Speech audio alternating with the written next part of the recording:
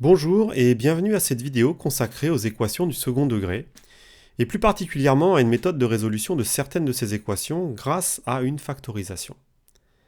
La méthode que l'on va voir maintenant est basée sur une propriété très simple à comprendre, et qui n'a l'air de rien comme ça, mais qui est une des propriétés les plus fondamentales de l'algèbre, en particulier pour tout ce qui concerne la résolution d'équations en général.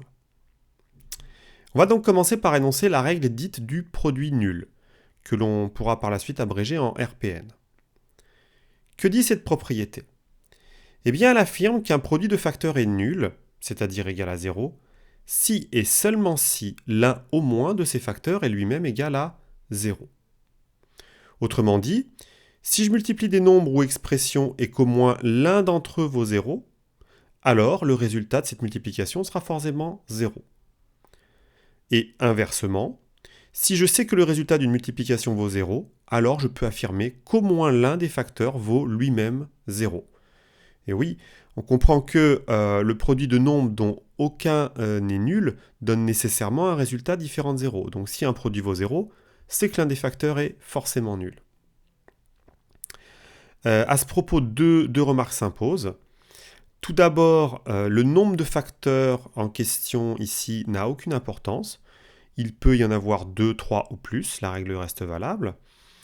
Ensuite, les facteurs en question peuvent très bien être eux-mêmes des expressions, comme on va le voir par la suite. Voyons d'ailleurs tout de suite un exemple. Prenons l'équation 4x plus 1 facteur de 6 moins 3x est égal à 0. Tout d'abord, il s'agit bien d'une équation du second degré.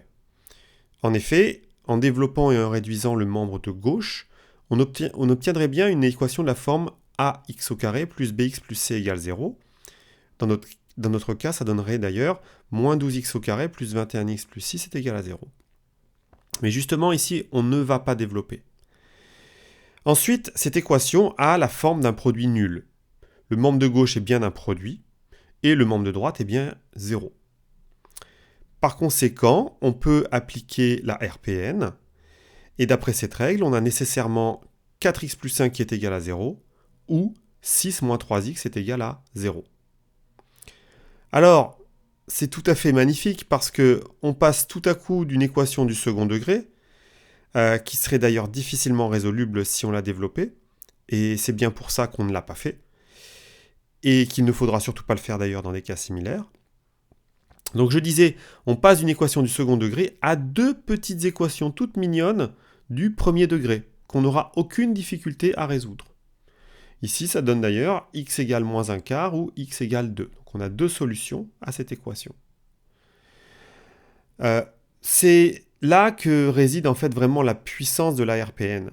C'est de pouvoir transformer une équation compliquée en plusieurs équations, mais qui vont être chacune beaucoup plus simples. Alors maintenant qu'on connaît la RPN, on va être amené à l'utiliser dans plusieurs situations.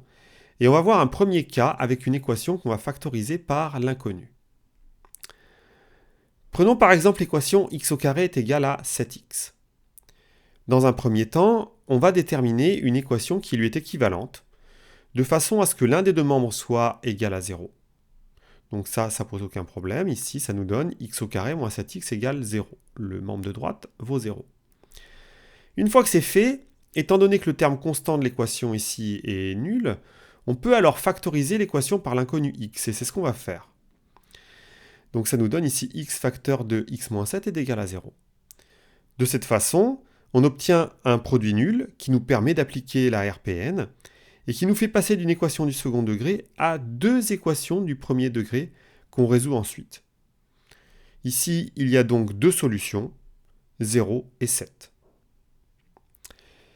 Alors pour conclure, une remarque importante, vous voyez apparaître à l'écran une résolution de la même équation qui consiste à diviser les deux membres par x. Ce qui nous donne ici x égale 7. Alors, vous voyez tout de suite qu'il y a un petit problème, c'est qu'il manque une des deux solutions qu'on a trouvées tout à l'heure, c'est-à-dire 0. Effectivement, en fait, il est incorrect de diviser les deux membres par x. Il ne faut surtout pas le faire. Pourquoi ? Bien, parce que vous vous souvenez qu'on ne peut pas diviser des membres ou des expressions ou des nombres par 0. Or, en divisant par x, 0 est une des valeurs possibles de x.